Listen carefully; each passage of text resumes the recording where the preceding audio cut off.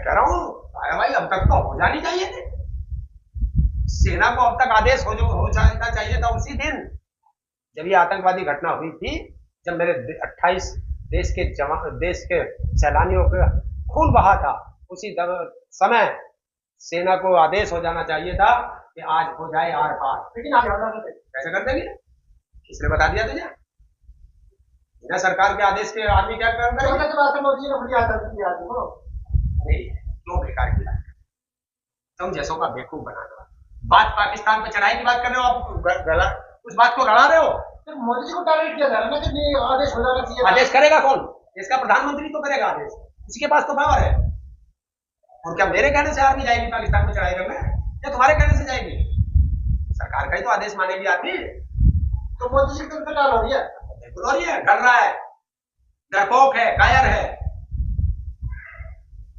नहीं तो 56 इंच का सीना है तो चढ़ाओ, जब पूरा देश कह रहा है, पूरा देश मांग कर रहा है, सारी राजनीतिक पार्टियां मांग कर रही है कि आप जो चाहोगे हम तुम्हारे साथ खड़े हैं, तो फिर क्यों डर रहा है? क्योंकि जब खुलेगा, जब इस देश में चुनाव आएंगे, देश के नागरिकों की इस तरीके से बलि चढ़ेगी किसी न किसी रूप में, और ये राजनेता अपनी कुर्सी के लिए और अपनी सत्ता के लिए देश के नागरिकों को इसी तरह खून बहाएंगे। तो मेरे देश के नागरिकों को निकलो बाहर मकानों से, जंग लड़ो इन बेईमानों से, लड़नी पड़ेगी। देश के नागरिक लड़ेंगे तभी होगा। लेकिन सरकार है कि वो सुनने को तैयार नहीं, सरकार है इस पर कार्रवाई करने को तैयार नहीं, सरकार है कि अपनी जिम्मेवारी को कबूल करने को तैयार नहीं। क्या करेंगे इसके? इससे साफ जाहिर हो रहा है कि हमारे देश के अंदर सस्ता खून और महंगा पानी है। देखिए, बयान देने से कुछ नहीं होगा, क्योंकि बयान तो ये बहुत दे चुके हैं।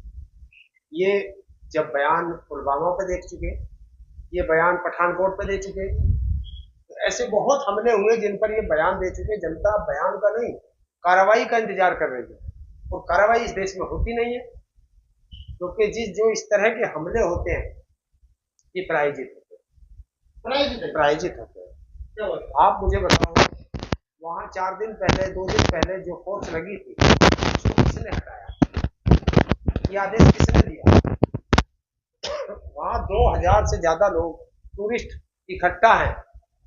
पहलगांव एक संवेदनशील इलाका है, क्योंकि वहां से अमरनाथ यात्रा शुरू होती है पैदल, तो वहां वो बेस कैंप है, वहां अमरनाथ यात्री रुकते हैं रात में भी। और जब अमरनाथ यात्रा शुरू होती है तो 6 महीने पहले पूरे रूट को सेना के हवाले कर दिया जाता है। तो फिर वो सेना कहाँ गई? किसने हटाई? कहीं ऐसा तो नहीं जिस तरीके से पुलवामा हमले में सेना को हवाई जहाज नहीं दिए गए थे, रूट को सैनिटाइज नहीं किया गया था, किसके कारण?